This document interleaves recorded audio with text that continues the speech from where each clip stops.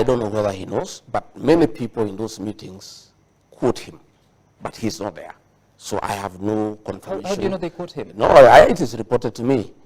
They say they invoke his name, that he is the one who has authorized those meetings. But since he's not in those meetings, I cannot accuse him. But the truth of the matter is, the way we work as UDA, as Kenya Kwanza, yeah, any motion of impeachment in the National Assembly to remove the Deputy President of the Republic of Kenya will never find its way to the House unless the President approves. That's the way we work. Any contentious issue that comes to the National Assembly, the finance bill, this and that, the President will call a PG and say, this is our agenda, can you go and prosecute it?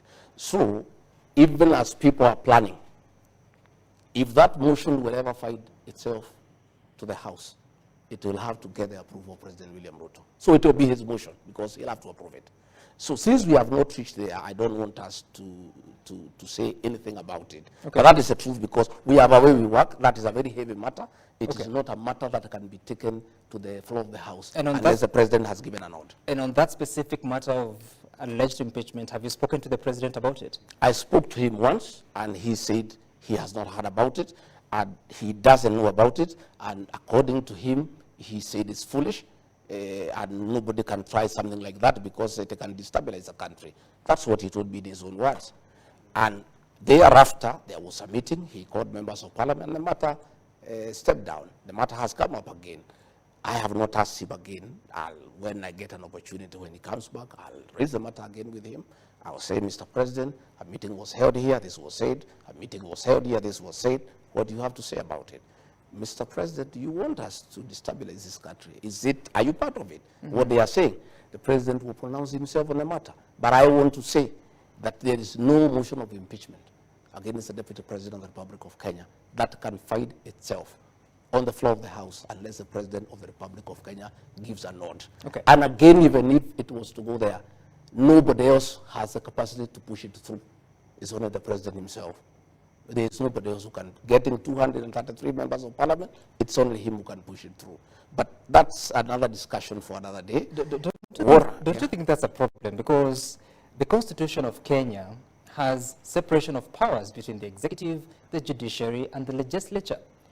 Are you admitting that parliament is controlled by the president? What I'm saying in Matter Kenya Kwanza UDA, serious contentious decisions are agreed in a PG convened by the president. You saw the finance bill, he's the one who was driving it. So that tells you the way our PG works. Anything contentious, anything with serious national implications will have to get the nod of the president.